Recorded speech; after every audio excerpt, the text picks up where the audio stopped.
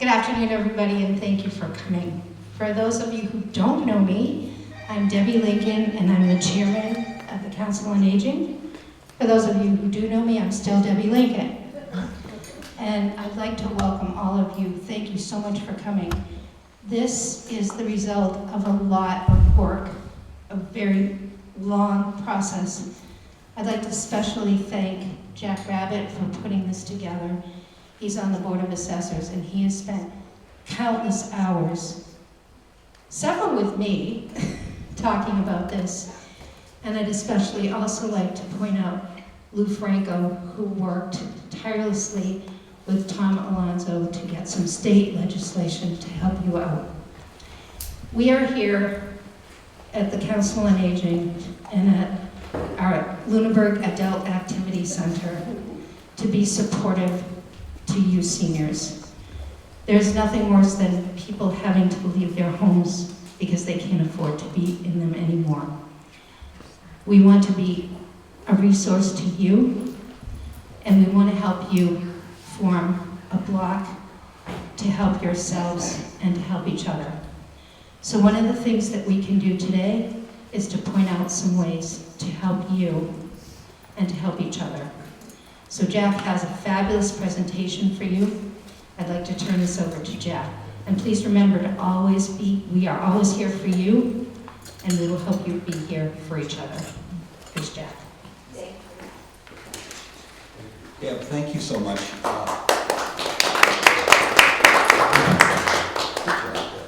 By the way, I want to say thank you very much to Jane, wherever she's hiding. She's hiding in the back. I always introduce myself as Jack, Jane's husband. Everybody knows Jane's husband. And everyone knows Jane, and so barely they know me. But in either case, I do want to say thank you very much. And first of all, I want to say thank you very much, Deb. Thank you for hosting us. And Pauline, wherever you are, I think she's in hiding over here. And Michelle, you guys have been super supportive and helpful. And this is our second one, and we've taken a little bit of a different angle. And from feedback from you folks, the Council on Aging, the Senior Center, and what we're also seeing ourselves in the Board of Assessors. This is a really interesting time for Lunenburg, and we hoped that after looking, and we ran numbers and such, and we believe that there's a real opportunity as well. And the goal, Pauline. Okay, I gotta get closer. Okay, I'll get the cord too. We looked at the data, and it said that our population is changing dramatically. And I'm going to show you some data that said if we do certain things with the primary goal of staying in place, holding people keeping people in their houses and allowing them to live there as long as they want, not to be driven out. In fact, if you look at some of the stuff that we're going to present today, you're going to see you're going to get some help from the town and from the state as well. So that's the underlying purpose of this presentation, to help you stay in your home for as long as you can. Okay, during my journey here, I've discovered there are more things happening in the Senior Center than anybody is ever aware of. And essentially, we're going to have a pilot tax relief programs we'll talk to you about. We'll talk specifically about exemptions. We'll talk about the Lunenburg Outreach program. And there are some eye-opening opportunities there for you that essentially save you a pile of money. So anyway, with that, we'll go ahead and the senior imperative, the changes you're going to see, they're going to open your eyes. We're going to get an update from our State Representative Margaret Scarsdale. There's Margaret back there. She's hiding. And then the senior housing update from Michael Ray. And Michael's going to show you he's going to give us a glimmer of hope, a lot of hope. Property tax exemptions, our lead assessor, Linda, back here, will come back and talk to you about more exemptions and the updates in the exemptions. They're putting more money in your pocket. And it'll come back in a second, right, Deb? Please. And then we'll talk about the game changers. There's two big pieces going on, the senior circuit breaker and the deferral tax, in terms of, guess what? You can find a way of not paying your taxes and deferring it into the future at an extraordinary interest rate, a low interest rate. It doesn't get paid until you leave. At the same time, we've got some new regulations to senior tax relief. We've got a work-off program. Now, unfortunately, Caesar was not able to make it. Something about having to work for a living in a last-minute emergency call that he had to go tend to. So senior won't, and maybe if Michael can stay long enough, you can talk about that. If not, we'll wing it. And any other questions you might have. So moving ahead, just a piece of data. Our hope, being the assessors and the rest of the group, is to make the population aware of the benefits that happen, they're available to them. 9 million Americans qualify for property tax relief, yet only 8% of the people take advantage of it. I just had a chance to talk to a veteran the other day, and he wanted to know a little bit about, and I asked him, what about the HERO Act? Linda's going to talk to you a little bit about that, but he didn't know. And he's typical of the whole population, and especially the Council on Aging. Folks, you're our ace in the hole in terms of making the population aware of what is available to them and how they can stay. 8.3% of all Lunenburg residents live below the poverty line. That is an enormous number. And essentially, Lunenburg has a senior population. This is a 65 plus. They break things out differently out there. There's 65 and older communities, senior communities, and then you come back and you can have a total of 261 of them all vying for some sort of a living arrangement. And 13% of your friends are living below the poverty line. That's a tough place to be. So I'm just going to not take you through the dirty data, but essentially, if you're living at $1,700 a month, or less, you're below the poverty line. Okay. So what is happening in terms of the demographics of our population? Essentially, we are going to add another 1,400 people between where we are just starting now and the end of the day. Okay, in terms of the power of the senior population in this town, it's growing dramatically. We essentially have, if we look at people 60 and over, we have essentially 17% of the population. It's going to grow. If we come back and we look at the population that's 55, that's soon to be joining us, you're going to end up with approximately 3,000 seniors. If you go a year back and pick up the other group, you'll have almost 4,000 seniors out of a population of 11,000, excuse me. That's a lot of votes, folks. That really is. And that's why I'm thinking that the senior Council on Aging is the right answer for us in terms of getting our voices into our community. And for that matter, our senior voices can help a lot of the community. And we can come back and maybe volunteer a little bit, but we'll talk about that later. Right, Michael? Okay.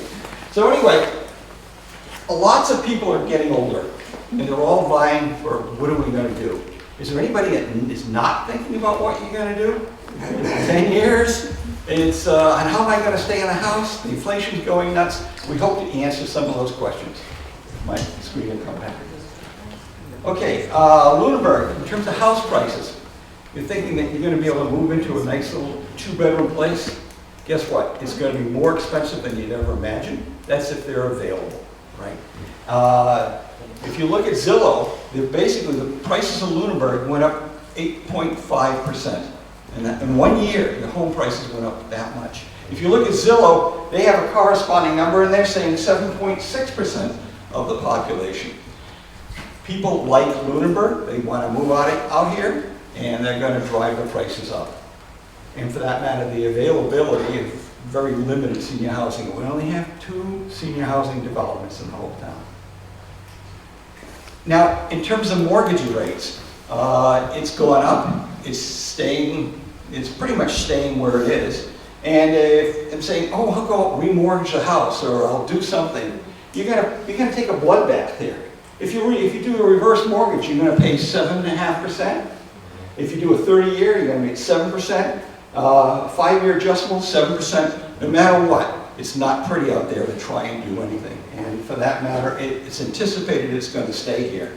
Now, the interesting thing about it, too, is that back in 2005, the town voted to approve a lower interest rate on a thing called the deferred taxes. We'll talk about that and how at 4% you can do really well. And if you stay in your house, you're going to pick up about $175,000 just by staying in your house. You won't be paying any taxes. It's going to be deferred.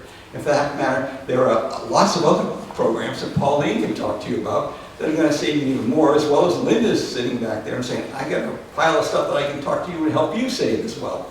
So the opportunity is to stay in your house, just that you have to know about it. You have to go back to the 8% of the population that knows something, and the other 92% are dark. Okay, we have a new team, by the way, a new assessor team. And you know, we put flowers up there because they're doing such a great job. Already they're doing a great job. You know, you guys really are. And the things that have happened, first of all, this last year, we've pushed a whole pile of exemptions in terms of we've lowered the age of eligibility so people can get on earlier. We've come back and increased the assets that you can have so you're more eligible. You've increased the resident reimbursement rate, and we've provided for the automatic cost of living. So we've shifted everything down, we've expanded the ages, so we're helping a little bit more, helping you try and stay in that particular place. We've come, by the way, people say the taxes were pretty bad. Actually, we're really good. We took and did the assessments. We looked at the overall sales value. We ended up doing our own calculations. You're only at 95% of your sales value. We lowered that. We came back and, for that matter, for apartment buildings, you're at about 96. The big issue is your land values changed. And land is what it's all about. That's what's driving the majority of your taxes. And now there are options. If you go towards a circuit breaker, you only have to really count 1 acre, right, in terms of circuit breaker. So there are other movements that are happening. And in our point, we're trying to be open and we're trying to help as many seniors as we possibly can as part of our outreach effort. And we're having meetings, we Zoom them, we pack them, we get minutes on time, and we're working again with Deb, wherever you went, Deb, I didn't see you, but she's there, and Pauline, and anybody else that we can to help you stay in place. And for that matter, you even have a new website. We have a total of 5,266 parcels in town that we have to worry about every year, and everything's continuously moving. So it's a difficult task.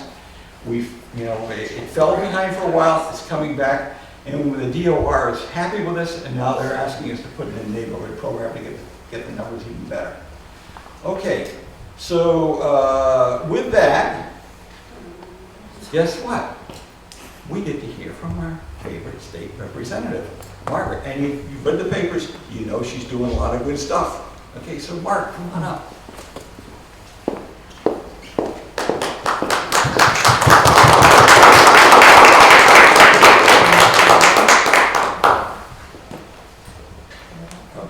You're all set. You're all set. You're in touch otherwise.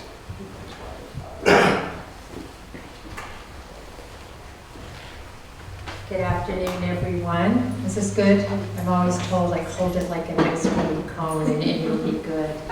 Always wonderful to be in Lunenburg. Thank you to the Council on Aging, the Board of Assessors, clearly a very involved group and, really concerned about how they can make things better for Lunenburg seniors and really the community at large. So I applaud you for all of those hours and hours and hours. And Jane, thank you as well for your support. So I just want to say right off the bat how honored I am to serve Lunenburg. I have 6 towns: Ashby, Dunstable, Groton, Lunenburg, Townsend, and my hometown of Pepperell. And I share Lunenburg with Representative Chris Merrick and Senator John Cronin. And we are a very tight team. Like, we are always talking, we are always thinking about what we can do together. And, on some initiatives, one of us might take the lead. On another initiative, it might be another person and then a third person. But we try to do everything in tandem, and any success that I talk about here, if I don't explicitly name them, they are tied into these successes and the information that I want to share with you. So I'll start with the Lunenburg means tested senior tax exemption, which Jack alluded to. We'll be back in a second. That's okay, I think it's all the same slide. And just as a quick, brief background on the process, there are basically two kinds of ways that laws happen in Massachusetts. One is through legislation that really is meant for the entire Commonwealth, whether it's, I should have thought of an example before I came up here. Let's say the seatbelt law that went into effect years ago, or some towns are passing the plastic bag ban. That got to the State House and was passed. It applies to all 351 cities and towns. Other bills are specific to a certain town only, or sometimes an individual. If there's like somebody needs a buyback program for their work or access to a sick leave bank, some agencies require a home rule petition for that. And that's what the Lunenburg means tested senior tax exemption is. It's a home rule petition. It only applies to Lunenburg. Other seniors like mine in Pepperell wish for a means-tested senior tax exemption. And that was brought to me right after I was sworn in my first term by Tom Alonso and Lou Franco. So these home rule petitions, they require a town meeting vote. Legislators need to know that the town is behind this. They had that. They had thought through all the language. It went through this entire process of 4 or 5 committees on the House side, 4 or 5 committees on the Senate side. Changes were made, a conference committee, back to Lou and Tom, is everything still okay? Do we like it? Do we like it? Always with the goal of trying to have that done in one term, which is about a little less than 2 years. And that is a very aggressive thing when you think about 7,000 bills being filed and all of them needing the attention of all these different committee chairs and leadership. I was really fortunate, again, Rep. Kuchmarek signed on immediately. Senator Cronin filed it on the Senate side, so we had 2 bills making their way through at the same time versus having to do all in one chamber and then move over. That was a strategic move on both of our parts. I know Lou is going to be talking about it in more detail. It has certain requirements, an age requirement, an income requirement, has to be a residential house, things like that. I won't go into that because I know he will be covering it. This bill was one of the final bills signed into law in Massachusetts. In fact, the governor was signing them on the last night that bills could be signed. The end of the session was December 31st, 2024. The governor has 10 days to sign all the bills that were passed on that day. And so she signed that in the final hours. And I know, Lou, we had many conversations. I have a spreadsheet where I track all of the bills, and this one was pages and pages of going back to this chair because it was stuck in the committee, or what's holding it up here. And there was a tiny snafu at the very end, a humble little typo, one typo on the governor's desk back in, was it April of 2024? That kicked it out of line, and really it didn't have to start all over again, but I was sweating it at the end to think we weren't going to get it through. So that was a great victory. My next thing to talk about is Neshoba Valley Medical Center. And that, when I was saying to Deb earlier, to say that this is a crisis for this region is really not an overstatement at all. When you talk to constituents, when you talk to nurses who worked there or now are in other hospitals, when you talk to the fire chiefs, the 13 fire chiefs in this region who now have the added challenge of when they get a call, you know it's not going to be Neshoba, to try to triage which one of the surrounding hospitals can you now send those 16,000 emergency room visits that Neshoba Valley had in 2023. Where are you going to farm them out to? Oh, Leominster has a 12-hour wait.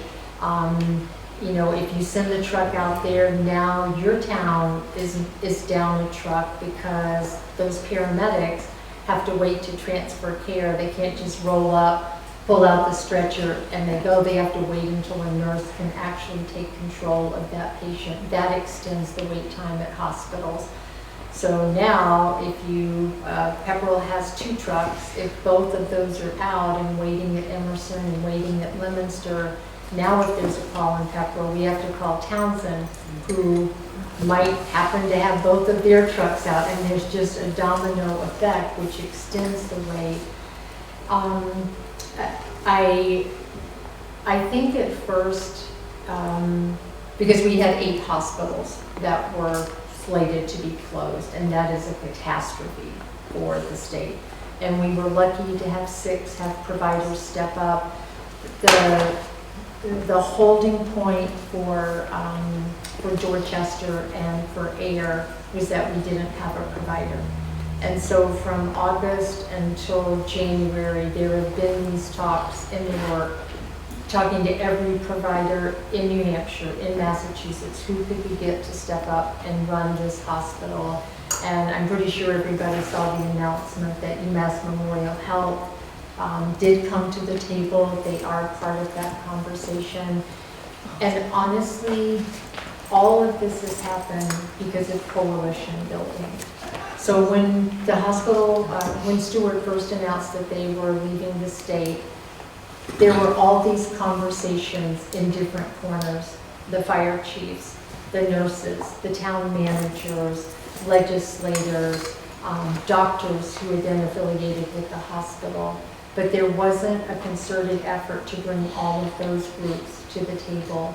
And once that happened, that started to put more pressure on the state to not forget about this region, to the point that the governor in September of last year formed a working group solely focused on healthcare services in this area. And that is a huge project. It's not just the hospital, it's wellness care, it's mental health, it's geriatric, psychiatric care. Like how are we going to be holistic about taking care of this region? The ER, absolutely, that's critical. If you have a heart attack or a stroke, you need care immediately. That is first and foremost the #1 thing that everyone has always said. We have to have that first. But to not just accept that, we can do better and we can have more. Out of that working group, it was 35 people, so it quickly became apparent we needed to have a different focus for that people could work on in smaller groups, like transportation, like looking at just the needs of the emergency management departments. Those are specific needs with taking care of first responders' mental health, and the budgets that were blowing up because of all the overtime that was happening. And we also convinced the governor to do a subcommittee that's specifically on the hospital. And we called it the Emergency Outpatient and Healthcare Services Subcommittee. I co-chaired that with the town manager in Ayer. And since we were formed, we set up a pro forma almost immediately, a table of contents, if you will, of all the different categories that needed to be addressed. Again, going back to what are the services, where can we find them, how much will that cost, what kind of condition is the hospital in. I haven't toured it. I've heard Stewart just literally took light fixtures out of the wall, like it's pretty much stripped. Setting up a timeline, thinking about regulations and licensing, because the hospital is closed right now. You can't just open the door and turn on the lights and go operating. Even with UMass as the provider, you still need licenses for that facility. What do those look like? What's the timeline? Can any be waived or fast tracked? Like how can the state be a partner? And, you know, I think that work has been really pivotal. So we had 2 non-negotiable items that had to happen before anything else could happen, or before the hospital can open, I should say. We had to have a provider, and we have to have a site. We have to have the building and the land. We have the first thing, and that is an enormous achievement to have gotten a provider to the table after all this time. We are still working on the site. Many people, the fire chiefs, myself included, believe that the site that we have on Old Air Road in Air is the best site for this region. I know UMass has been negotiating with the owner of the site and the building. That has not proven successful so far. And I do know that they are looking at other sites. So I'm happy to give an update when we have it. Right now, we do not have a site in hand that we can start to begin the work on. For myself, just one final point there. Out of all the talking points and selling points for the current site on Old Air Road, the timeline. Because if you, yes, the inside needs a lot of work, but it's built. We would own the land, we have the water, we have the sewer, we have walls that are built to withstand radiation, we have oxygen running behind the walls. It takes a lot to put that in a new building, so the time frame will be a lot longer if we're not at that site. Let's see, I think I covered everything there. I think the other biggest issue beyond housing is the school funding formula, which I first saw this issue when I was on the select board in Pepperell. Every year at budget time, you know, you have the municipal budget, you have the school budget. The school budget is about 60% of the full general budget. And there's a reason for that. Schools have that many more employees than municipal. But it always was this tension, you know, who's going to have to give, and by mandate, we have to give the school a certain amount. Cuts typically come on the municipal side, to the point that a lot of the towns are really bare bones, and they've cut services and they've scrimped pennies, and it's just hard to make ends meet. So once I was sworn in, I tried to make this one of my priorities and really started digging into the formula, which is really multiple complex formulas: the foundation budget, the Student Opportunity Act, Chapter 70, Chapter 71, Circuit Breaker, which is special education. They all interplay with each other, they lay on top of each other. And so understanding, like if you pull this thread, is it going to unravel something over here? That took a lot of time to try to understand, and I do not profess to understand it fully by any means. But I always know if I'm not the smartest person in the room, there are very smart people out there, and if you get those in the room, then you're more likely to be successful in having an outcome that is good for the town. It's a win for the town, and it's sustainable.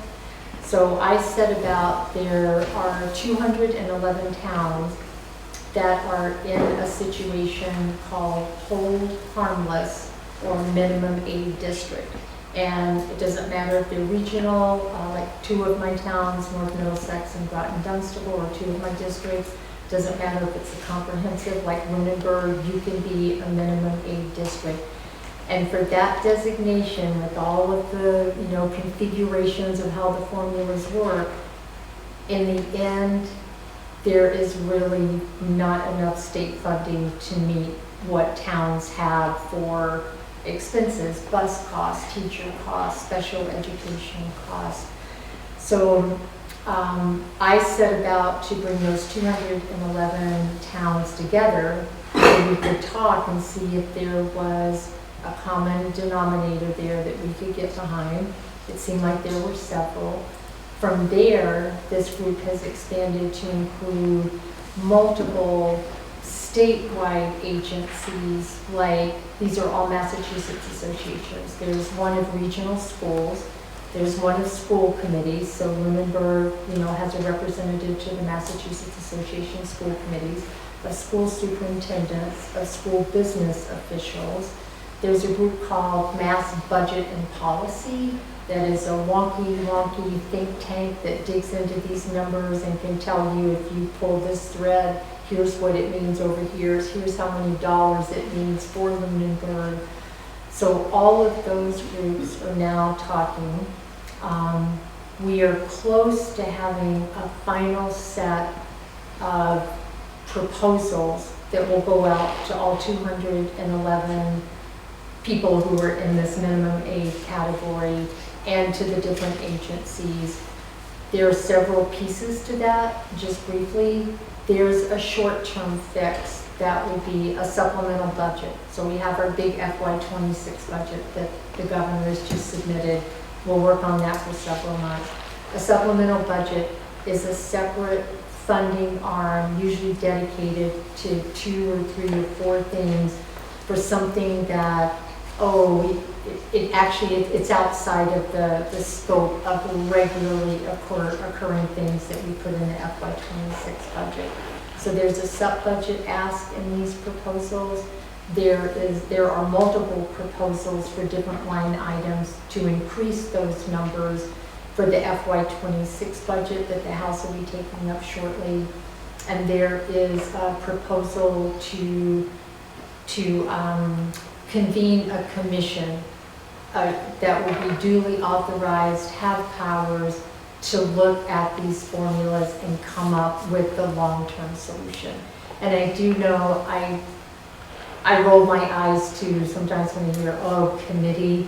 But the reality is, with 351 cities and towns, with multiple formulas that are involved in this configuration, you really need to think this through. And we have to make sure that whatever we do, it's not going to have the unintended consequence of making things worse for us. Like, we actually gave away 5% more circuit breaker.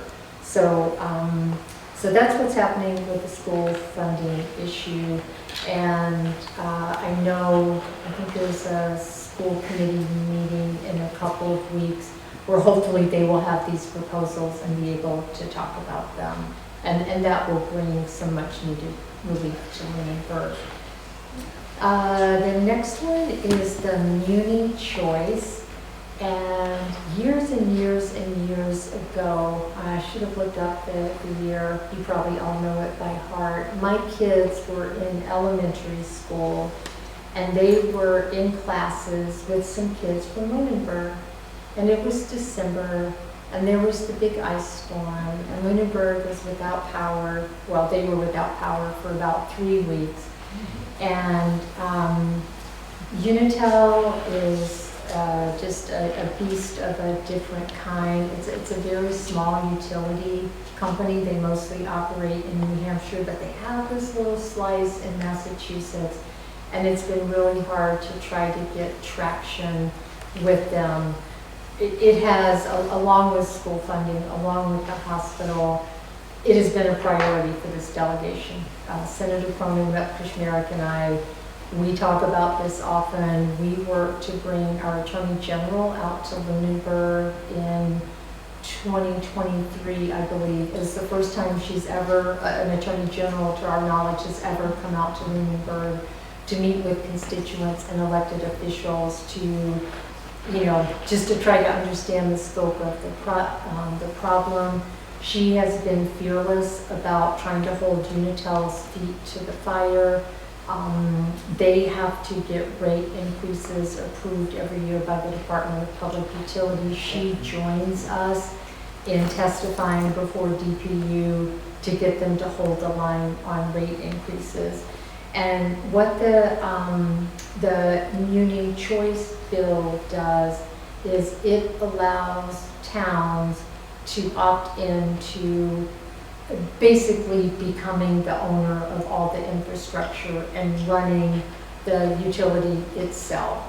This has been successful in many towns. Littleton has one, Concord has one. I think there are 41 cities and towns that have them.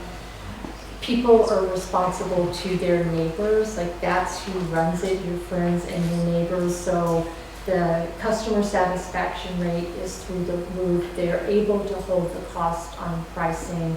So this is a bill that it's being filed for the third time. It is a heavy lift, but all of us in the delegation are committed to continue to work on that. I also, let's see, I wanted to say, so we've also, like last year, we passed a couple of large bills. There was a grid enhancement technology bill that allows more transmission to go online, like to be, you know, on the wires, like on cold days when it's cheaper to, I didn't know this, but it's cheaper to have electricity going through that. That lowers distribution costs, so that helps lower the bill that you get each month. There was an omnibus energy bill that would increase the capacity of the grid to accept renewable energies like solar and wind, the hydro, excess nuclear energy from the Connecticut plant, and all of those can help lower prices. That is, it was passed last year. That's in a little bit of a state of flux. The new administration is pulling back funding for renewable projects, so we don't know if that's going to end up being helpful. And then last, there is a new bill that would allow for cooperative bidding. This could be a little bit shorter of a term of a success, where Unitel could partner with Eversource and National Grid to pool, have a collective purchasing power to get their energy. Right now, it's prohibited by state law. So Unitel, like I said, it's a really small company. It really can't compete with Eversource and National Grid. They just don't have the economy of scale. So this cooperative bidding bill, they would submit one common bid, which would aggregate the supply on the collection side and should reduce the cost. And last, a bill to modernize cable access. And if you are like me, I really depend on Pepperell Community Media. I watch Lunenburg Access whenever I want to know what's happening with the board, a committee, or a commission. They are wonderful resources for our town. You can watch senior workouts, you can watch cooking shows, you can learn a new skill, you can watch follow-up to town meeting. They are really vital pieces to staying informed and staying engaged in our cities and towns. They are mostly funded through fees from cable subscribers, and as you probably know, cable, kind of like my rotary phone, is going the way of, I don't want to say dinosaurs, that would date me, but cable does not have as many subscribers as they used to. The new thing is streaming services, but they don't contribute to our public access cable companies like the cable subscribers did. There's no fee attached to that. There was a big community push last year to get this successfully voted out of committee, so it was a first-time file. It was voted favorably out. That is a great thing to be starting the second time, the second session, with something that made it out of committee instead of being sent to study, which is basically where bills go to die. So that involved a wonderful collaboration with all of the cable access in this region. Lunenburg, Fitchburg joined in, Pepperell, Townsend, Groton, towns to the east, because my co-filer on this is from Hull, Massachusetts. These cable providers, the local providers, sent in videos with testimony from people about how this makes such a difference in their lives and how they stay informed. So we are hoping to get it all the way across the finish line. I'm sure you will hear when we are ready to start our promotional campaign about this, and I hope you will think about taking part, because I know our CAG stations are really struggling, you know, as their funding is diminished because the fees are diminishing. They have to do more with less, and ultimately, you know, there will have to be cutbacks or compromises about what they're doing, because funding is tight for all of our towns. And I do just want to say, I talked about all of these, and there were 4 or 5. It's like, oh, this is a priority for Rep. Kushmerek and Senator Cronin and I. And I've had people say, is everything a priority for you?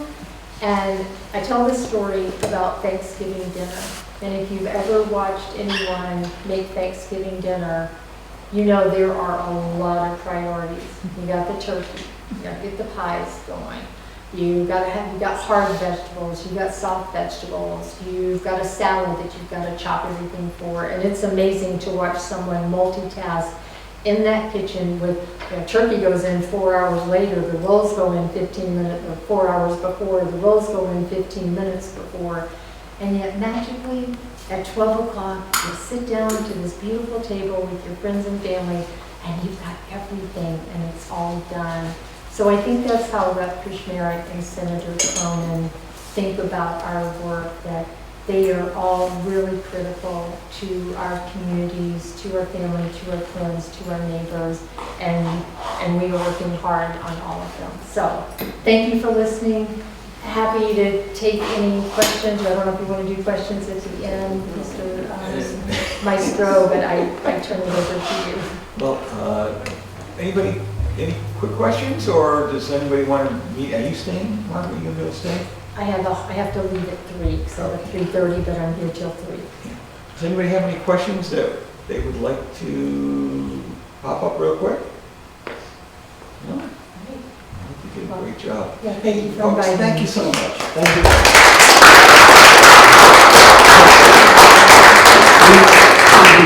Thanks to, I had a chance to call Margaret many times this year. And what's this noise in the background? And it's splishing. It's like, she's doing the dishes. Yeah. I gotta get the dishes done. Multitasking. Hey, honestly, Margaret, yep, she is kicking butt, folks. Honestly, we are very fortunate to have you, Margaret. And I want everybody to say thank you. It's real stuff. It's really moving. We are lucky. Okay, moving ahead. Let's see. Oh, my buddy in the back. I'm right. Good you from the way. Hey, and by the way, you don't know it, but we kind of have a little bit of a celebrity in the room. Okay? Well, everybody knows. He's got the best jokes done. I'm going to embarrass him. You are a very high-ranking individual in the state in terms of, what is that called? Municipal, oh, no, what is that? Asset management or asset development? Yeah. He knows his stuff, and we're really fortunate to have him in town, and for that matter, for him to be on the design committee. Michael, you do great. Thank you. Keep going. Thank you. Good to see everyone. All right, so again, I'm Michael Reed Jeffries. I'm the Vice Chair of the Lunenburg Select Board. My full-time job is I work for Mass Development, where I'm the Senior Vice President of Asset Management. What does that mean? That means I manage a lot of property all over the Commonwealth, and the mission of Mass Development is to promote economic development. So we support businesses that are looking to grow. Usually there's a real property element to that. So I want to speak to you today about 3 areas. One is ADUs, the other one is 55 plus community housing, and then the last is the municipal building design. So we'll start with ADUs. So what is an ADU? An ADU is an accessory dwelling unit. What does that mean? All right, what that means is, if you think of your house, right? Everyone, I'm assuming most of us here are homeowners. So if you think of your home, last year in one of the acts from the legislature, they passed a new law that I think it's for the next 8 years, am I correct in that? So for 8 years, by right, you can put up an accessory dwelling unit on your property. So what does that mean? It's defined as if your current house is 1,800 square feet. The rules are an accessory dwelling unit is basically a smaller home, okay? Think of it like a tiny house, but not a tiny house. So if your home is 1,800 square feet, you can go up to 50% of the size of your current home, or up to 900 square feet. So if your house is 3,000 square feet, it's still 900 square feet is your max. But what does this really mean for you? This means that if prior to this law being passed, every parcel can only have one home on it, for the most part. What this allows you to do is to build a second, smaller home. Now, smaller homes still need to have electricity. They still need to have water. They still need to have sewer. So there is going to be some cost here. You can look online and see that these small homes go for roughly $40,000, $50,000 material by the time you get them built, about $100,000 or so. There are many companies that do modular builds where they will just build this off-site, come drop it onto your site for you.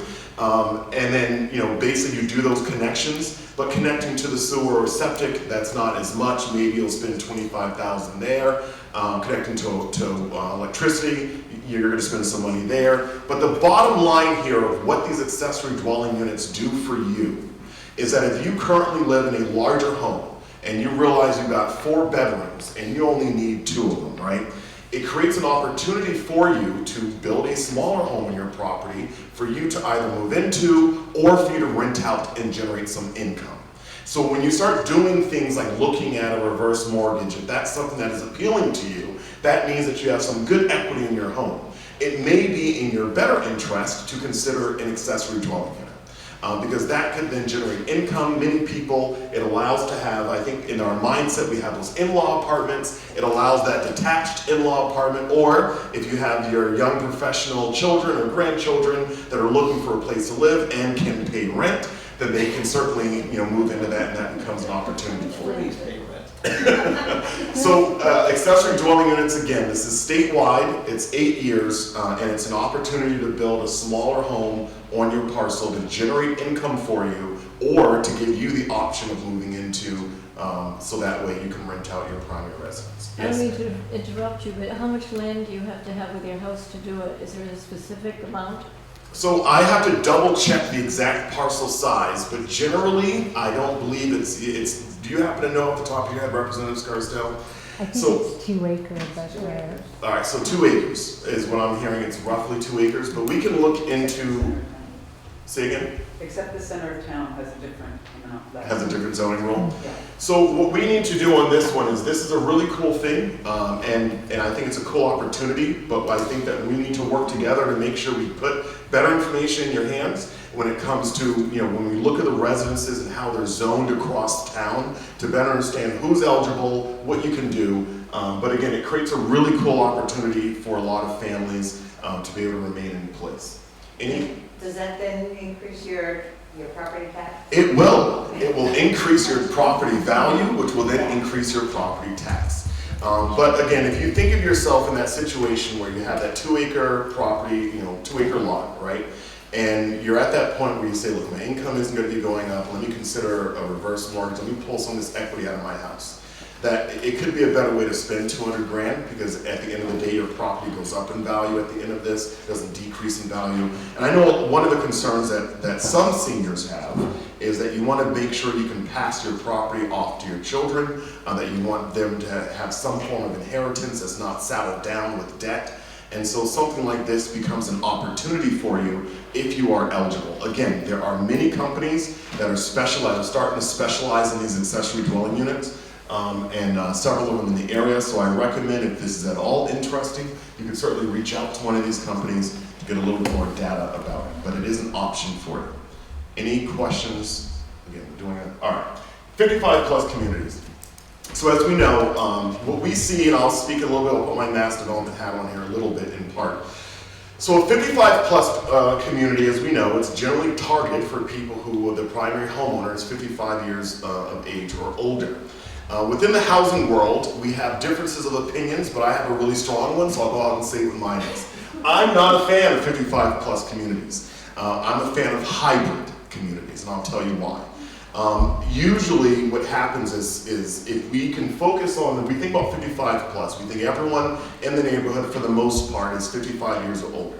But what are you missing out on? You're missing out on the kids playing in the neighborhood. You're missing out on all those things that you kind of got used to getting to the age of 55. And so something that I advocate for and encourage are housing developments that have a mix, where you have, okay, if we're gonna do 55 plus, let's go 50% 55 plus, let's go 40% 55 plus. Because I'm gonna tell you that young family, they need someone who can watch their kids for them. And there's nothing better than a bunch of retirees in the neighborhood.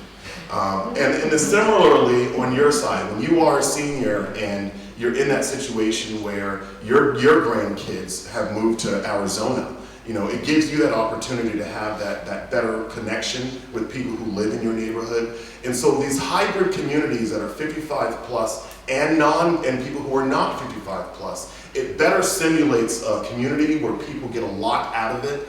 And so we do encourage those. We are in conversation, I've been in conversation with a developer in Lunenburg that is looking to build one of these, and hopefully we will have one coming forward in the next couple of months. And the plan is to do a hybrid in which several homes will be committed by percentage to be 55 plus, and other homes will not be 55 plus and will be market based. These types of communities allow you to remain in the town that you paid your taxes into, raised your kids in, but again allows you to remain within the community. I'm going to segue here and talk a little bit about housing from a regional lens. So from a regional lens, we know that we are roughly 15 minutes away from Devens. And Devens is a former military installation. Why does this matter? I'm on one of the committees that's working on bringing more housing into Devens. This is roughly what we're trying to target, is bringing, our goal here is 1,000 units online.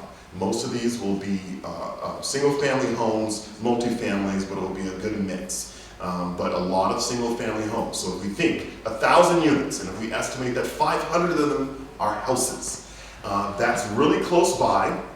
It will have an impact on all of our property values. Positive or negative, there will be an impact. One of the things that we've seen during the pandemic, and I was managing properties in Watertown at the start of the pandemic, is a massive movement of people leaving the city, going out into the suburbs. And why is that? Because a condo in Watertown was going for $600,000 5 years ago, whereas a lake house in Lunenburg was going for about the same. And if you can do your job in either location, you're going to unload your condo where you have neighbors above you, below you, and both sides of you, and move into a much nicer home. That in large part is what contributed to the housing values in Lunenburg going up so significantly over the past 5 years, all across our town. It's because the land, we talked about the land being more valuable, it's because the land is more valuable than it ever was before. If someone can buy your house, tear it down, put a new house there, and sell it at a profit, the land was too cheap. That's generally the way it's perceived, right? Because you should not be able to buy someone's home, tear down the house that's there, build a new one, and sell it for a profit. Generally speaking, that's not how the economy works. Home values usually will go up that significantly over about a 2-decade period of time, not within a 5-year period of time. So again, speaking about housing, what the impact is here is that there will be more housing regionally in the area. That then puts more pressure on the communities to keep housing, to replicate what they're doing. To make sure that if Devens has a bunch of housing that's coming online that's 55 plus housing, the pressure remains on our towns that we need to be doing something similar. And so again, our goal here, my personal goal, is to continue to work with developers on housing options that bring in more housing communities and that have a 55 plus committed element to them. Let me pause here. Are there any questions on this? All right. All right. And Quick question. yes, ma'am. As far as more housing, does that mean they're gonna be building more schools and the taxes are gonna rise? So that's an interesting question, and it goes into a larger thing. So I'll segue here to talk about population trends. I think that we're all used to Anything like that. Oh, wait. I think we're all used to the fact that over time population increases. Well, we're kind of at a point where we're at like a turning point here, where we're just about to hit the peak of 18-year-olds. Now, what does that mean? That means that as population goes up over time, we are getting to a point where we'll start seeing population decline. So across the globe, America is the exception for the most part. Across the globe, populations in terms of the birth rates are not keeping up with existing population. And so the assumptions are that globally, around 2050-ish, is when we'll start seeing population start to come down. In America, the estimates are that within the next 3 years, we will peak on our 18-year-olds, and then every year after that, we will have less people turning 18 than the years before, and that we will start experiencing population decline about 2080. Now, I know that seems really far out, 2080, but someone born today, odds are they're going to be alive in 2080. And so what this means is more housing does not necessarily equate to more children. When we looked at the developments that occurred in Whalen area, I used to work at Whalen Park when I was a kid, and that huge development that is there, one of the things we looked into was how many kids are in the school district coming out of Arrive Lunenburg, and the answer is 8. 8 kids out of that entire huge development of almost 200 units. So what we're seeing is if you think about your own house, how many empty bedrooms do you have in your house today? Do you have 1 empty bedroom? Do you have 2 empty bedrooms? Do you have 3 empty bedrooms? That most people who are seniors have empty bedrooms in their homes, and it just speaks to the fact that we're moving away from families having so many kids and everyone having kids. I'm married, I have 0 children with plans to have 0 children. I would say that of my friend group, it's about 50-50, where half of my friends don't have kids and the other half have 1 or 2. And so it is just what's occurring. So we don't necessarily see the increase in housing means an increase in children, which is again why I'm not a huge fan of these 55+ communities, because all communities are going to be a little bit older than they historically have been, and it doesn't, to me, make sense to put pockets. However, there are 55+ communities that exist. They're never going to go away. I just speak to the value of having integrated communities. Any other questions on these two before I get into municipal building design? All right, the last point is municipal building design. So we've been working on this for years, and what this is we're trying to find an economical solution to solve our aging building issue. We have a town hall that used to be a church that was moved to that site in the late 1800s. That building, I think, was built in 1820, 1830 time period. We have the Ritter building, which is from the early 1900s. And so what we've been working on is a project that will make sure that these buildings are accessible, so that way as our mobility changes, that we can access all of these buildings. It will consolidate these offices together such that the Ritter building would become the new home for the school district. We would put a new town hall right next to the Ritter building, and then what is now town hall would become the meeting house. So that would be where we would continue to have all of our meetings for the foreseeable future. We do expect that population in Lunenburg will continue to increase, likely for another 10 years or so, before we start to flat out and then over time potentially decrease. But again, the goal of this is to look at this from the most economic perspective. One thing to think of is we all know inflation is what it is, right? And it's high. The construction consumer price index is usually double the regular consumer price index. So in other words, every year that goes by that a product doesn't happen, you add about 6% to the value to make it happen in another year. So you delay 2 years, that product has just gone up roughly 12% in cost. So if we talk about a $20 million product today, that same product in 2 years is $22 million. And so we've been working for a while on coming to this. We are planning to come to the community this spring with a solution for these buildings. I will give you the promise, it will never cost less than it costs now. And I think that we have taken the most economical approach we can. But again, the goal here is to make sure that all of our buildings are accessible to all members of the community, and that you have the dignity of coming in the front door. I think that the way that you come currently into Town Hall, if you require if you have any mobility concerns, you're coming in the side entrance, and the standard is for everyone to have the dignity of walking in the front door. And the same thing with the new Town Hall, and the same thing with the Ritter, that entrance on the side will be made so that way it's accessible, and you end up at the same point before you ever even open those doors to walk in the building. And again, that's something that's critical to all communities, to be approachable and accessible to everyone.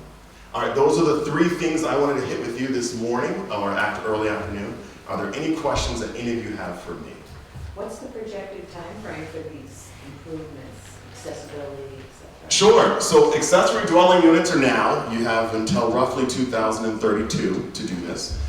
55 plus community, the developer that I've been working with or speaking with, we've had several different soft conversations. His hope is to have something before the planning board by April, so this is in the next couple of months. And in Municipal Building Design Committee, we have been working for 5 years, and we we will have something for this spring at the spring town meeting. All right, any other questions today? All right, well, it's excellent to see everyone. If you think of anything, I don't know if my email address is handy, but feel free to go to the town website, shoot me an email. Thank you.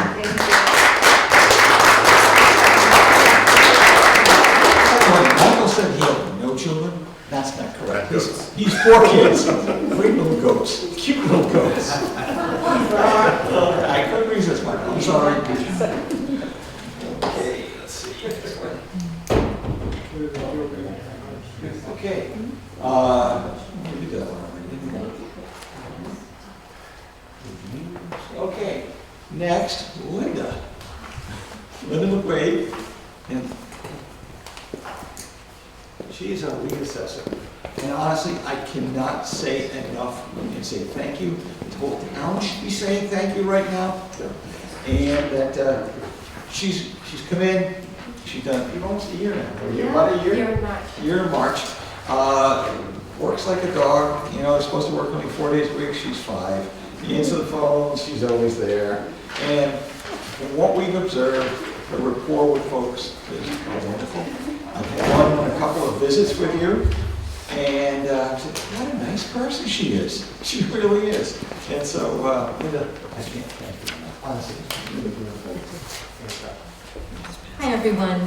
Denise McHugh is our data collector, and Hello, everyone. she's actually passing out all of our exemption flyer that lists all the exemptions that we have. And I wanted to mention that Denise has been a great asset to the department. You probably see both of us out in the field, but I wanted to welcome her. She's been here since September.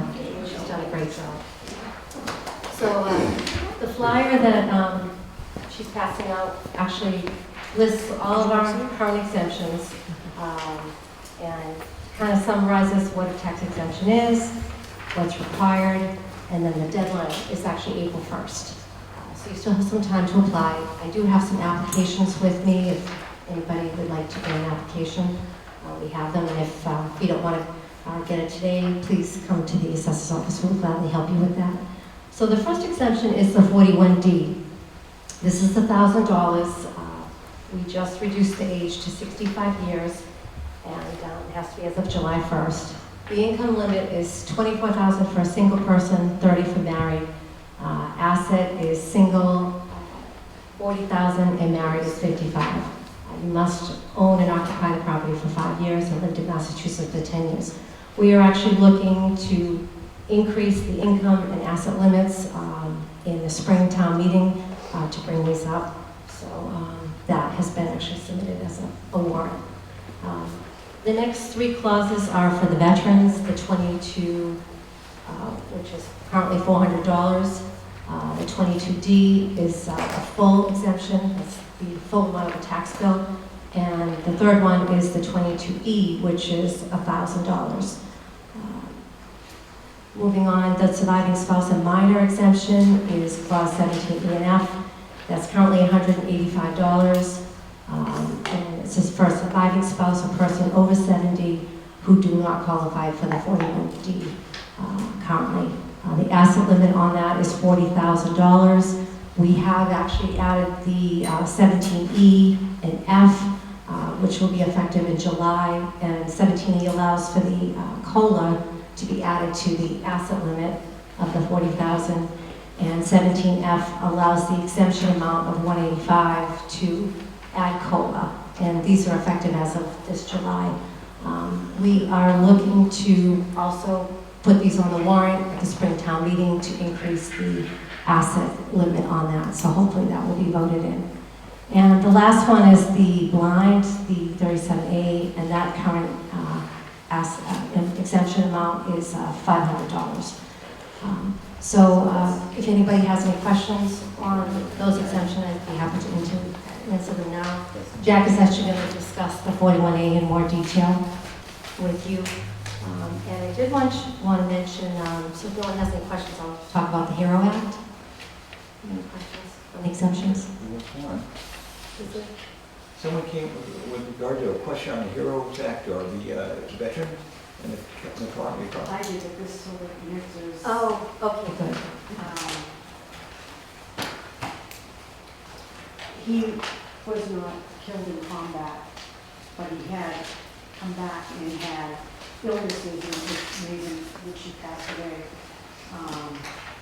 So I get the 22E. You currently get the 22E? Yes. Okay. We actually will be, the HERO Act actually was voted into law last August, and it's new legislation. I'm not sure, did you get the motor vehicle abatement exemption last year? Okay. Why don't you and I can talk, or you can come into the office to see if we can take care of that for him. So, as I mentioned, the HERO Act just went into, was adopted last August. And what it does is it allows a disabled veteran to qualify for the excise tax exemption reimbursement. We take one vehicle and we reimburse the amount of that. And we do this in February, so the next motor vehicle commitment will actually be going out probably in the next couple of weeks. So we will do this automatically. You do have to currently get the 22E, which is the $1,000 exemption. And the veteran that qualifies, they have to have 100% disability or deemed unemployable due to their service-connected disability. They, again, don't have to worry about coming in. We will take care of this automatically.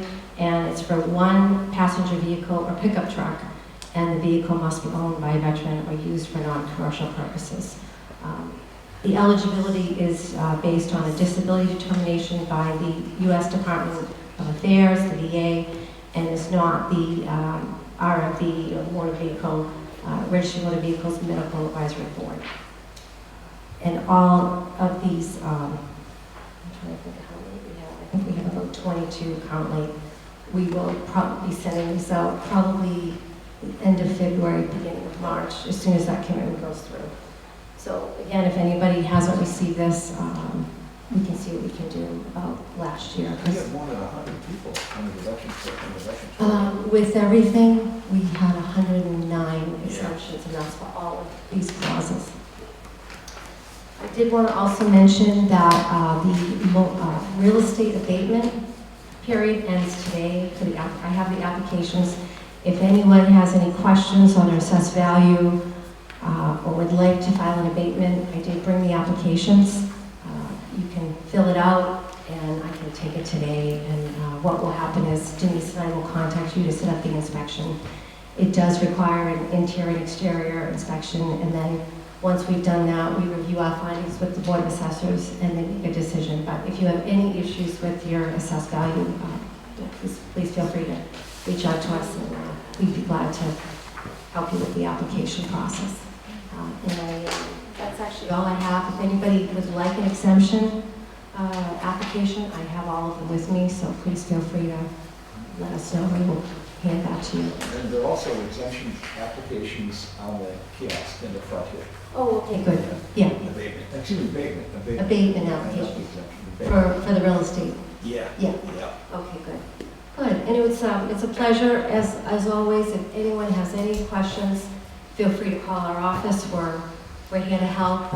We'll help you with whatever you can with what we offer. And I know our board, we all work together. We're trying to do the best we can to help everybody and resolve everything that happened in 2023. So it's been a pleasure working with some of you. And again, feel free to call us with any questions. Linda, thank you so much. And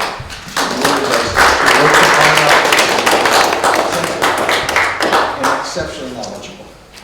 A real pro.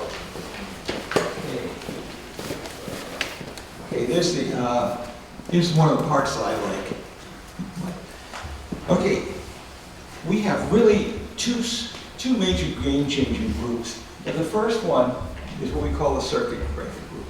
And the homeowner renter, you go out and you'll get essentially a major deferral on two parts. One of them is your personal income tax. Right? If you fill out that circuit breaker and you qualify, and the qualifications are pretty wide open, it's actually amazing. So you can go back, and we've brought forms if you want. You file your taxes, your personal state taxes with the state of Massachusetts. They're going to give you an exemption, an additional exemption up to a certain value, and we'll show you that in a second. But also, you can go back 3 years. So you can scoop up a pile of money that you might have left on there. You really want to go and explore that exemption piece, the deferral piece, excuse me. The means tested program that's just starting to come along, and Lou's going to talk about that, but it's in development. You're going to want to fill out your circuit breaker for that as well. The other part of it is the deferral part, where essentially you can decide if you meet the exemption requirements via the circuit breaker, you don't have to pay any taxes anymore. What you'll do is you'll defer them, and we'll spend some time talking about that. But the circuit breaker is the key to the whole thing. Yes, Jim. I have to ask my question, and I'm not a plant, because I did talk to him about this a few times. Explain circuit breaker. I was like, what does this have to do with Okay. exceptions and all that? Okay, a long time ago, right? You plug something in and your fuse would blow out, right? You had to run downstairs. Oh, I'm sorry. A long time ago, you plug an appliance in or something, your fuse would blow, right? Remember we had to go down to open and pray like heck. We didn't accidentally stick our finger in there. Well, they came out with a way of making sure that you didn't have to do that anymore. They designed a circuit breaker. It's that thing down in your basement you click over when you put too much power or too much stress in the system. So when they were looking at how do we keep our seniors from self-destructing, they came up with this concept of putting in measures that could essentially provide you with the cash to keep rolling. In a sense, a circuit breaker. So that's what that is what has been installed. It's been changed, it's grown. The town, I think it's been 10 years, Lou, how long does the circuit breaker run around? I don't exactly know. Yeah, I know. But in any case. Thanks for putting me on the spot. Yeah. I know, you'll get me back. Okay, so anyway, the first thing we have to do is the circuit breaker. There's a form, and it's very easy to fill out. Now, first of all, I have to make an official declaration, otherwise, go ahead. So, if you had to fill out one of these forms, does that mean you take it then to the assessors to have them? Okay, there's the part that I was about ready to explain. It was Okay, like- I'll get myself really in trouble if I say, hey, everybody, run down to the friends at the assessor's office. They'll kill me. The board would kill me. So I've got to be really careful about saying that, look, there is help. And the forms are not that difficult. In fact, Pauline, can I make a statement with regard to myself included, and Pauline, we're willing to sit down with you and just kind of explain what they mean in the form. And we can't fill it out for you. There are forms in the back, if you would like. And for that matter, we have some limited literature. We don't know how many people were really interested in it. But it is a major winner in terms of your personal income tax, as well as allowing you to confirm in 2 weeks. Stay with the deferral piece. Okay, so what is it? If you're a circuit breaker, you have to be 65 years old. You have to fill out that form. CB is a circuit breaker schedule. Then you must own or rent your residence in Massachusetts for tax year 2023. Now there's two parts it's going to make you available for. One's your personal income tax, and the other one is for the deferral. Deferral's a little bit different, okay? But essentially, your tax year for 2023, your total mass income doesn't exceed $72,000 if you're single, $91,000, or $109,000 if you're a married couple filing. I don't know how many retired people are pulling in $91,000 a year to this. So all of a sudden, guess what? You're potentially eligible here. If you're a homeowner in Massachusetts, your property tax payments, together with half of your sewer and expenses, have to exceed 10% of your income. And I'll go through the formula with it, but it's very, very doable. And there's a piece of paper that'll show you that. If you're a homeowner in Massachusetts property tax exempt, okay, I just did that. Oh, no, okay. If you are a homeowner, your Massachusetts property tax payments, together with half your water and sewer, must exceed 10%. If you are a renter, 25% of your annual Massachusetts rent, here we go. We'll come back, come on, here we go. If rent can't exceed 10%. The assessed valuation of the homeowner's personal residence as of January 2023. If your house is worth more than $1.1 million, you're still eligible. You're still eligible. This doesn't, you know, this is a game changer. The assessed value, okay, and then the Schedule CB must be completed within 3 years of the last date, meaning that fill out the form with your state personal income tax, set that circuit breaker, go and get the other 2 tax years, fill out the form, you'll go get the circuit breaker for that as well. That number is in really a good number. Okay, so how do I qualify? There's a number of ways to find out how easily you qualify. And I recommend doing what I did. I went to AARP, and guess what? You go to the website, you fill it, and you just put in a few numbers, and they'll come back and tell you whether you qualify. They do it by state, and they ask you all these questions, but guess what? You'll know. Remember the circuit breaker. So anyway, let's just assume all your income is $60,000 a year, right? If you take out the real estate taxes, and your house is probably worth, you're probably paying $5,744 on a $400,000 house, right? So then you come back and you take the real estate taxes, you take half your sewer bill, maybe that's $500, so you've got $6,200 on one side of the equation. Basically, you've got to have a threshold of 10%. So what will happen is if you take your 6,244 divided by the 60, you're going to be at 100. You will qualify. I'm not an accountant. I'm not telling you there's all sorts of, remember you've got an income, and there's all sorts of other kinds of income that you wouldn't think of beyond the Social Security. There's a list. It's not that bad. It really isn't. So anyway, a good chance that you or your friends, if you don't necessarily, in Council on Aging, please share that, because you've got a lot of people there. You know, you've got 3,000 of them. If we can share that, we can save a lot of our friends the ability to not only just get money back from their taxes, additional money, but also to get property tax relief. Elaine, am I kind of close? Did I stay vague enough? You are. Okay. Just that I would just stress that we, in the office, we don't handle that. It's really a tax professional. Right. It's a tax account. It doesn't take all that. If you do your own taxes, when you look at the forms, it's not that bad. So think about picking up one of those or going to the CB, and for that matter, this will be called. Sure, right? Do you have to apply every year? Yes. Yes. And if you're going back for 2 years? 3 years. Yeah. 3 years, you need a different application for each year? That's a question that I haven't done it personally, but it's my impression that you would have to take each year's tax filings and include a CB statement with that. And those numbers would probably be updated a little bit in terms of what you paid on your taxes. So I'm assuming that you would need to fill them out of this, yeah, because your taxes haven't gone out. Yeah.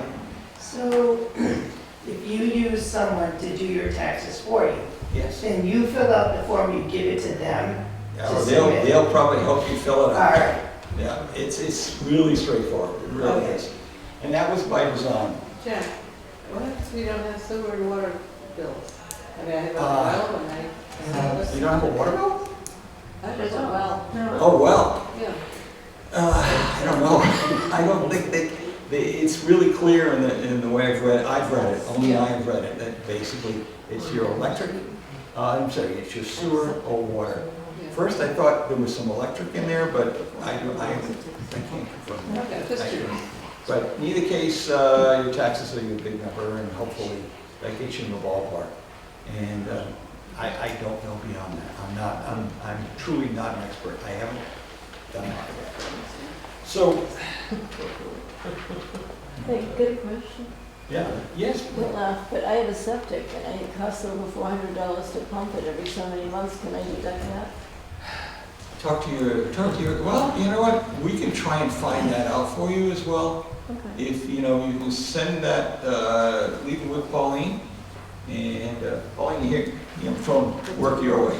Throw it, and Pauline, you and I'll try and go figure it out, and see what we get for answers on that. I just don't know.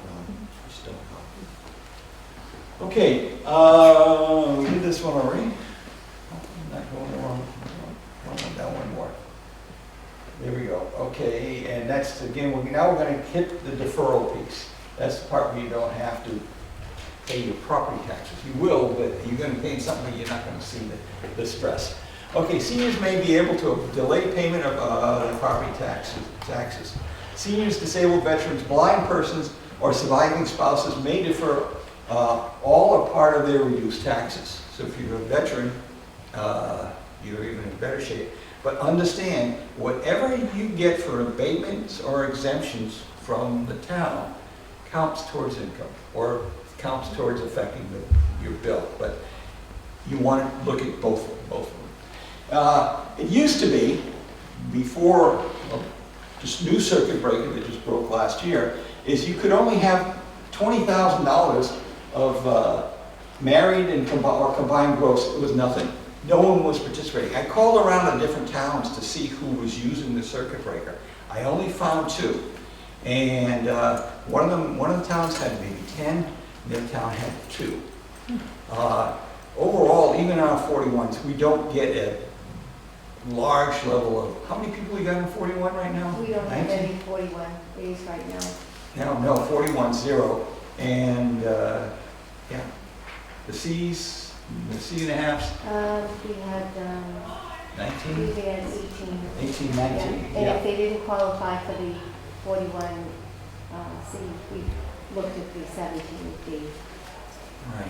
So that Right. was the thing. So it's not a big number, but does require a lot of effort. So interestingly enough, so that they came back and added a verbiage. This is the gross receipts limit may be increased up to the income limit allowed by the circuit breaker. Changes the game.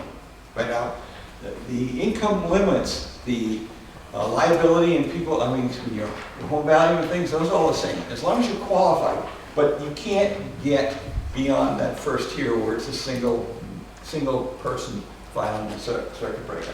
A significant upgrade in 2000. Per the circuit breaker guidelines, taxpayers' total income cannot exceed $72,000. That's going up quite a bit. And again, the value of the home and things, they don't care. There's nothing to do with it. What's the X on 20? Oh, I just wanted to let people know that it's not $20,000 anymore. They've raised it up to 72. Oh, okay.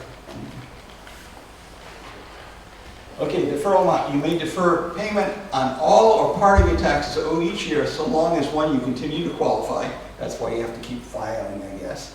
And then the cumulative deferred taxes and accrued interest are not more than 50% of a portion of your house. I would guess that most people in this room, and most of the people out there, if you're in a house and such, you've paid down a big chunk of it. So I've not heard of anybody having any problems with meeting the 50%.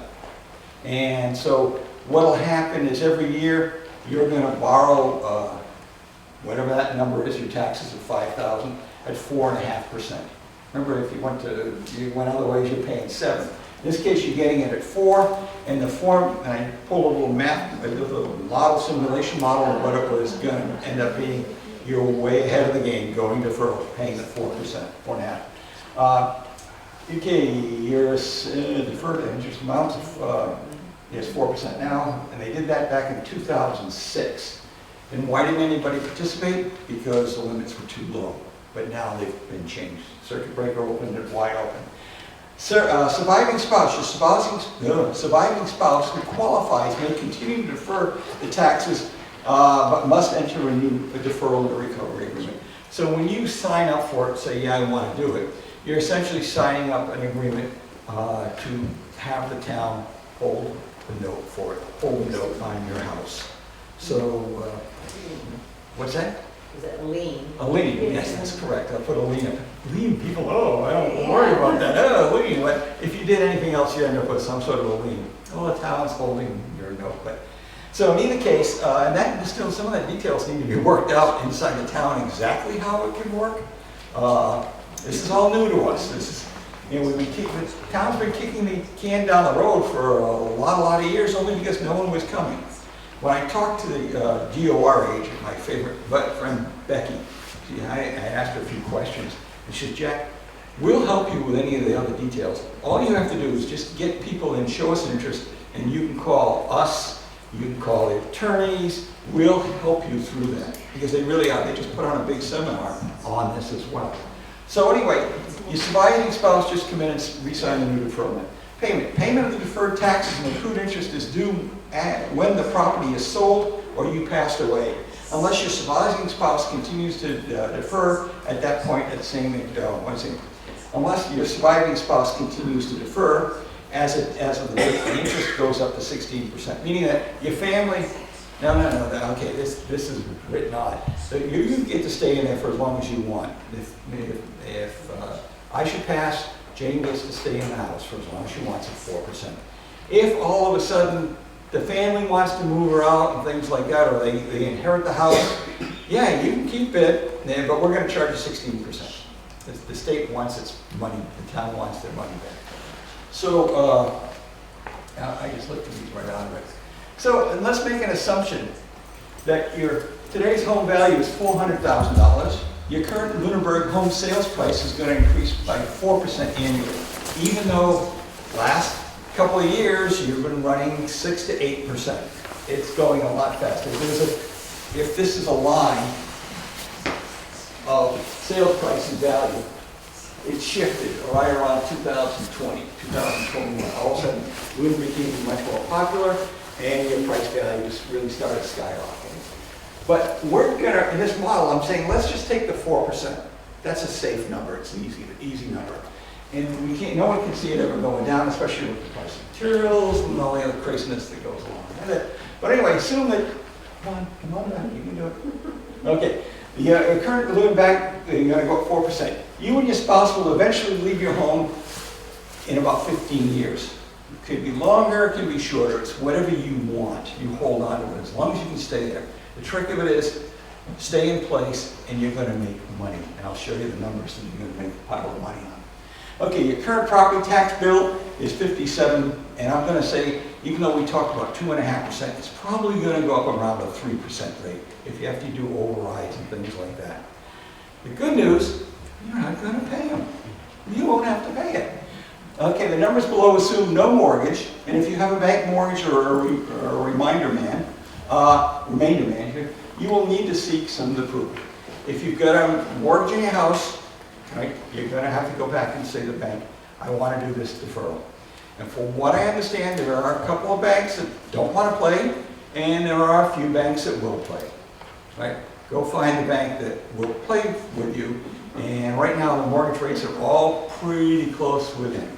But if you own 50% or more, the banks that said yes, sure, no problem. Okay, your current property tax paid, you can keep the cash. Okay, so the $5,740, that's roughly $478 a month that you get to keep in your house. And whether it's to pay somebody to help work on your house, for medication, fuel, electricity, that's a lot of money extra to come flowing into the house. And eventually it's going to get up to $745 a month as taxes increase. Taxes increase, you keep more. Okay, The annual appreciation of your house will far exceed the deferral amount with interest. When you go to sell your house, which is $400,000, you will sell it for $720,000 in 15 years. That's pretty good increase. I'll take it. Okay. After paying the town back the $145,000 with deferred taxes and the interest, your deferred program will have saved you $175,000. Hang on for 15 years, and that's what you're going to have. Now, will you spend some of that money as you go? Will you use that extra $500 a month? Yeah. But in either case, you will have saved that. And then, by the way, when you go and walk away, your house is, you're going to net $575,000. So you're still going to have money left to pass off to the kids. Or if you decide that you're going to go live in assisted living or some other arrangement, you're going to have the cash in your house to still do that. Still keep moving on. And you'll walk away with $575. It's a winning deal. You can stay in your house and you'll still create cash. Now there's other stuff that's going to happen that's also going to help you stay in your house. And I'm going to talk a little bit. Now Pauline refuses. No. There's a loan program. If suppose you want to make an improvement in your house to stay, right? Maybe I need a new bathtub or bathroom, or honestly, I'm having a little problem walking, and so I'm looking at an elevator. Right, Pauline? Yeah. And so the interesting thing about it is they'll help you put the elevator in. They'll give you up to $50,000. What do you think the interest is? Zero. No interest. You don't pay it back until you move. Right? It's essentially almost free money. And you're not having to make a monthly payment. So there are programs that Pauline can help you with and tie you into. Am I missing anything? I think, did I see ADUs are also included in some of this? Or was that another program I saw? Not sure off the top of my head. Yeah, okay. So in either case, there's an opportunity to not only not pay the taxes, but have somebody come in and make the modifications you need such that you can stay in your house. Okay. The deferral amount, you may defer all of this money. Oh, okay. Here we are. Here's the calculation on the wall. And this is not readable either. And that's a little bit bigger. But I did the math, I did the insurance out of 15%, and at the end of the day, you come out with a ton of money. It's a good deal. But you have to apply every year. In order to keep deferring, yes. But once if you've got that note, and you decide you don't want to use but half of it, you just borrow the other. You just don't pay half. It's up to you what you want to modify. And honestly, where the money is at 4%, you want to get on that. You certainly do, because everything's going better than the 4%. You can get a bond for that, and it'll be secured. But why not live a little bit? Why not get the things that you need, like the meds you might want? Or turn your heat up a little bit so you're not freezing. This is tough living at 67 degrees in the dead of winter. So, in any case, so anyway, some of the questions that had come up in other discussions. What will the financial impact be to our town? I believe it's going to be neutral. Oh, sure, I'm sorry. What if you pass away before? Do your kids get have to pay the interest on that? If everybody, your husband and your spouse or whatever have passed away, you've passed away, next thing you know is they have to then come back and settle up with the town real quick. Otherwise, it will then shift over to a 15% note. In other words, they don't want you to, but I think you have 6 months to settle that whole thing, settle it all out. But it's sitting there, and your house is compensated. Otherwise, you could sell it for $720,000 if you didn't have to pay for it. But you know, do you really care? I do care a lot about what I'm going to help my kids with and stuff, or if I need that money to go to a different kind of senior living arrangement. But yeah, it's in my book, it's incredibly generous. It really is. Okay. And again, I'm not an accountant. I want to make that really clear. I'm just somebody who looked at the numbers a lot. So in either case, question, what is the financial impact to the town? I'm believing it to be neutral. in that the town is gonna hold your property liens. So the trick is, okay, I'm sending the town a check, an IOU for $574. And the reality is that IOU is an asset. So the town doesn't take a bath, but the town has to figure out how to adjust to the fact that I don't have that cash coming in. It allows seniors, it's going to allow you to stay in your homes longer and promote senior feeling of well-being. And Michael's concept of a community, Jane and I have been reading books about happiness. Anybody, and how to be happy? One of the things is a community they've discovered is that when you get kids in the community and you have a person next door that can help you lift things, and you know, it's a good compromise. And I like the strategy, I really do. And the books say the same thing, right, Jane? Okay, so anyway, it's going to influence the inflow of school children. And I'm pro kids, I love kids. But the reality is every time I walk in, there's another, it's another expense to the town. If we can keep seniors in their homes, they're a lot less likely to bring more children in.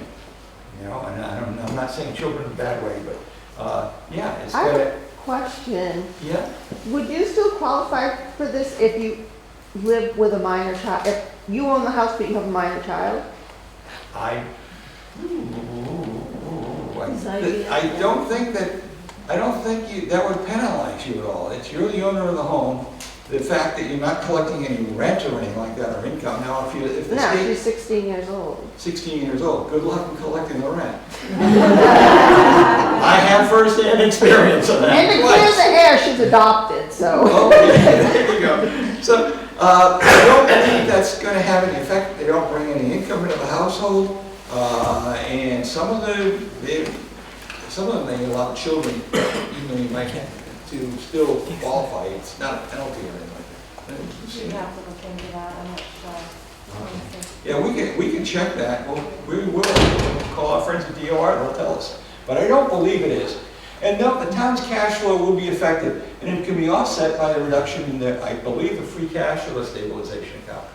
That'll come down a little bit if they accumulate IOUs, but it's still, town hasn't lost any money. The town's.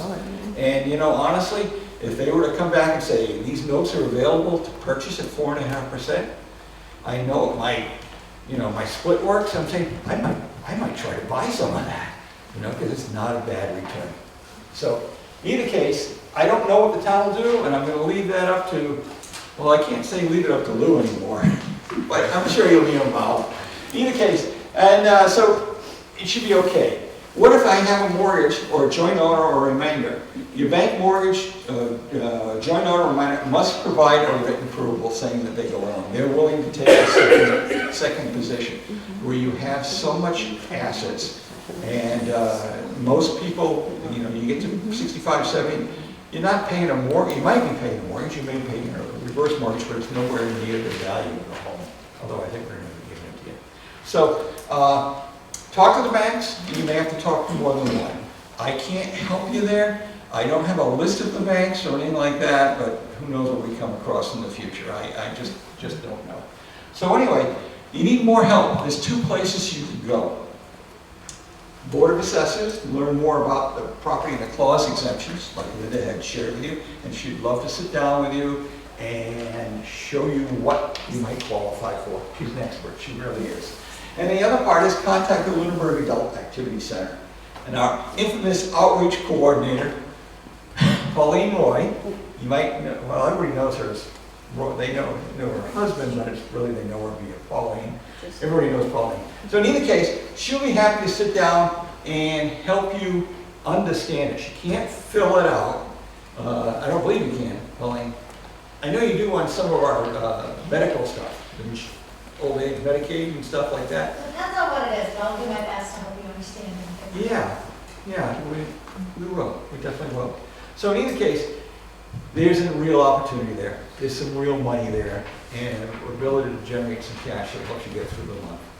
Okay, so with that, here we go. Mr. Lou. Lou Franco. Yeah.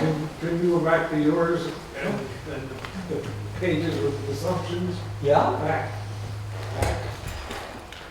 Okay.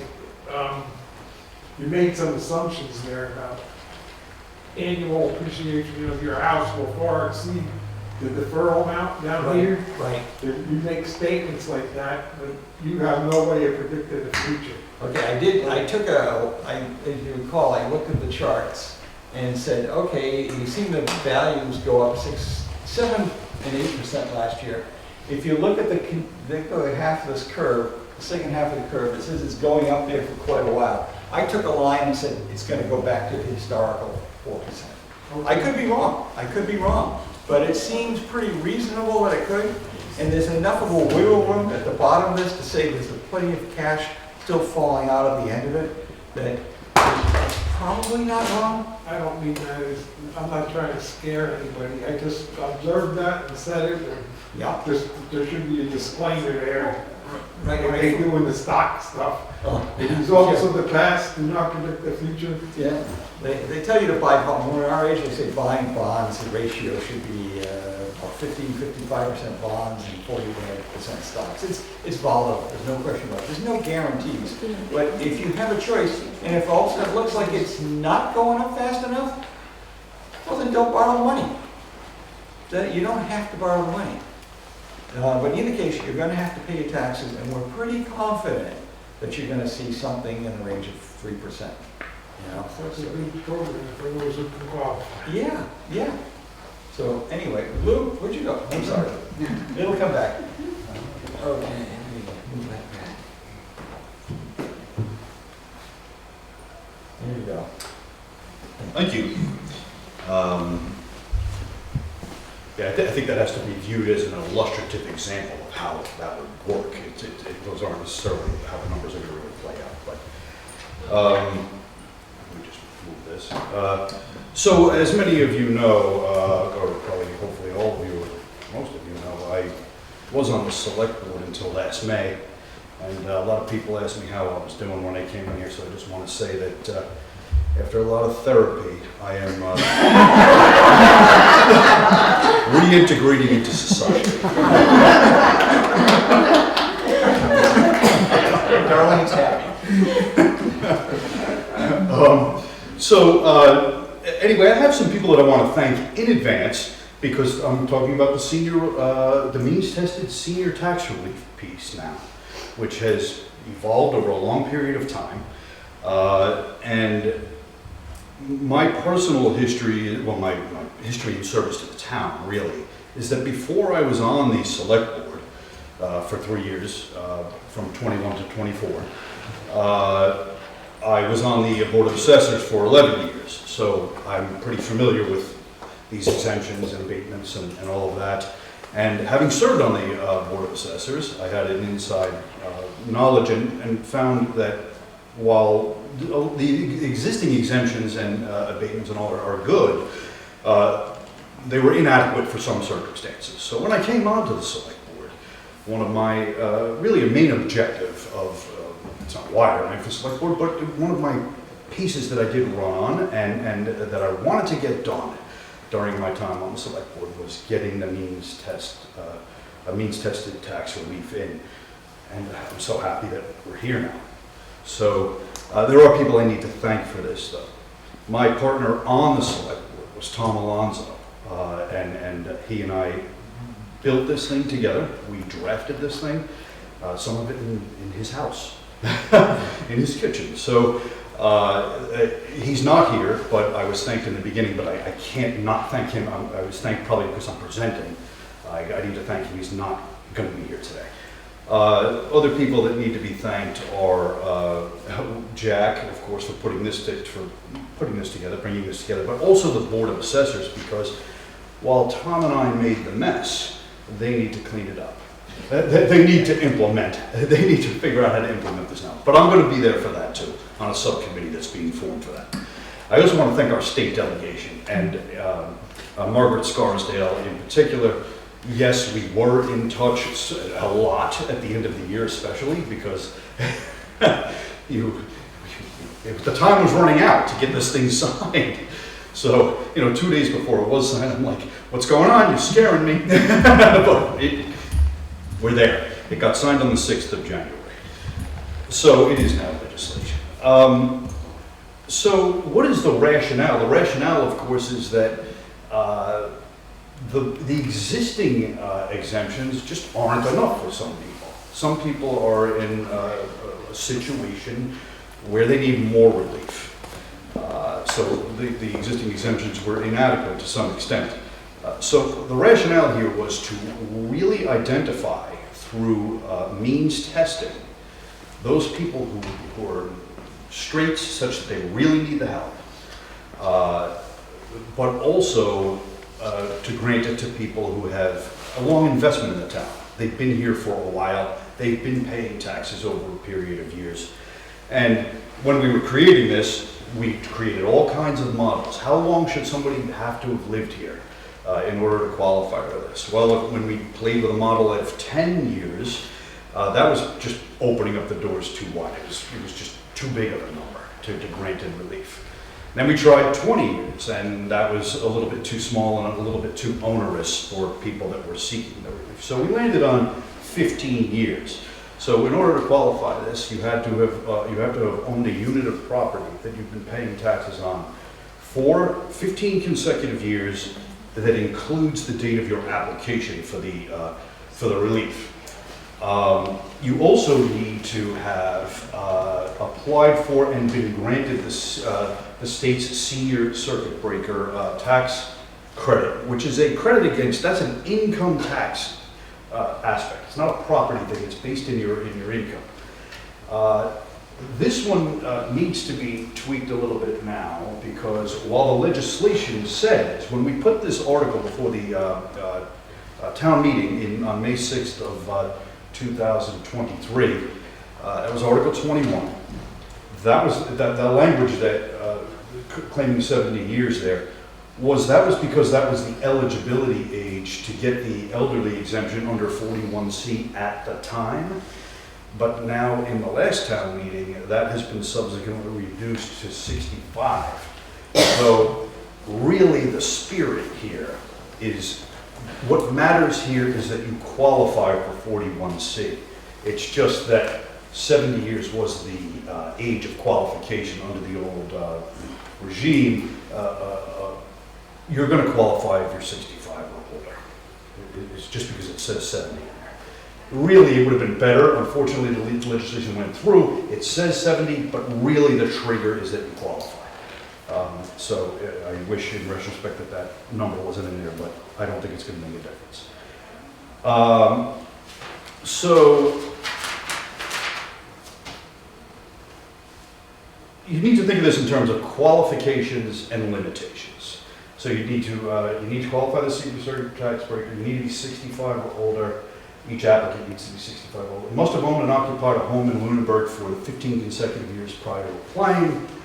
And you need to demonstrate and you apply to the Board of Assessors, to the assessing department. The Board of Assessors will consider your application. You have to demonstrate to the satisfaction of the Board of Assessors that you have no other significant assets, such as, by way of example, a second home, a trust fund, securities, equities, etc. Now, that's not to say that you can't have those things. If you own a stock or something, they own a very small amount. It's not going to disqualify you. It's just that if you have these and they are of any really highly significant value, they're going to be taken into account, and the Board of Assessors could reject the application. But they'll just take all of the assets into account. So those are the qualifications. What are the limitations? So the limitations are, we tied this to the circuit breaker only in this regard. Well, two regards.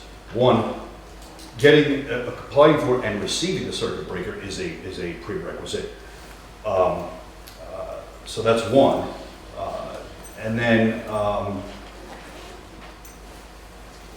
brain just froze. Sorry. So that amount is $2,730. That's how much the circuit breaker will grant you maximum. The maximum that you get back. So the other limitation on the senior tax relief, on the means tested tax relief, is that it will the maximum that you would get would be the amount that you are eligible to receive under the circuit breaker. So if you get the $2,730 under the circuit breaker, you could get up to $2,730 on the the means tested tax relief, but not more than that value. So just between those two things right there, you're looking at $5,460. The other limitation, that's a personal limitation. There's also a limitation in the aggregate. How is this being paid for? It is revenue neutral to the town, but what's happening is the relief that's being granted under this program, those taxes, you still need to pay the levies. The town still needs to meet the levy. It's just being defrayed to other taxpayers, but the number of people qualifying is sufficiently small, and the dollar amounts are sufficiently small, that it's not going to make a huge impact on the other 99.8% of taxpayers. So that's how it's being paid for. But now, we did put an overall, what is the maximum amount that the town would pay out in total relief? And we put a 1% of the levy cap on it. So the levy is about $30 million, meaning that the most that would be paid out in the aggregate to all applicants for this relief is about $300,000. In reality, it probably won't even be that much. Now, what happens if individual applicants, I'm making up a scenario, I don't see the scenario ever happening, but let us say that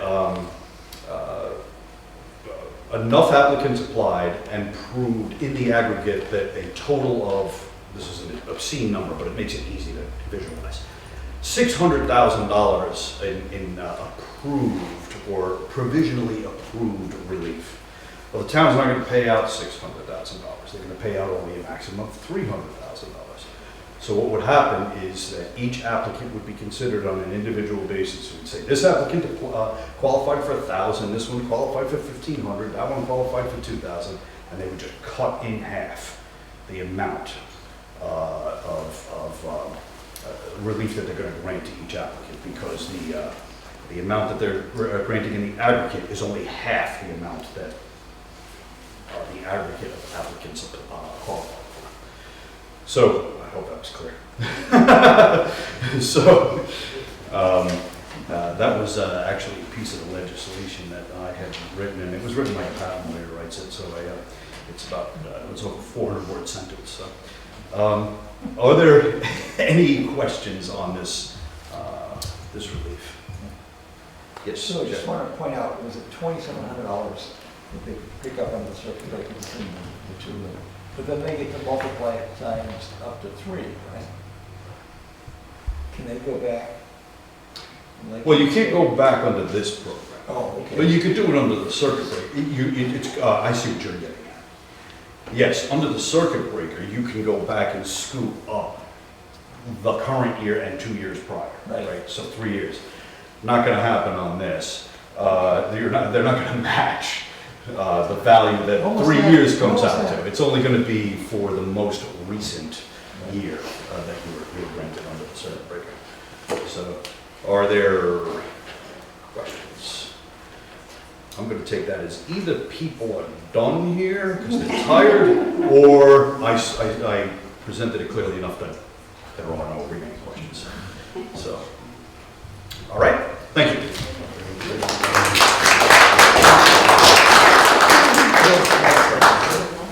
I don't want anybody out. I want to see surveys.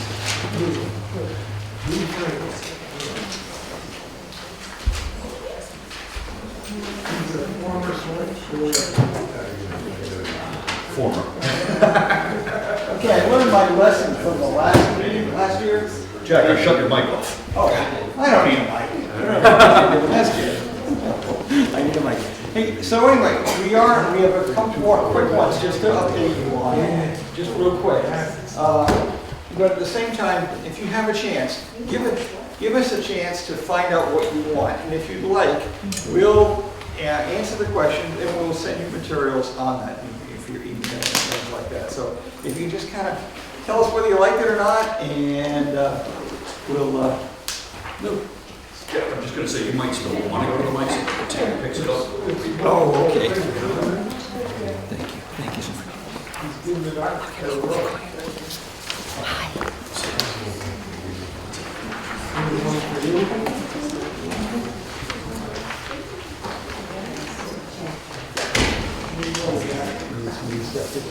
Okay, senior work program.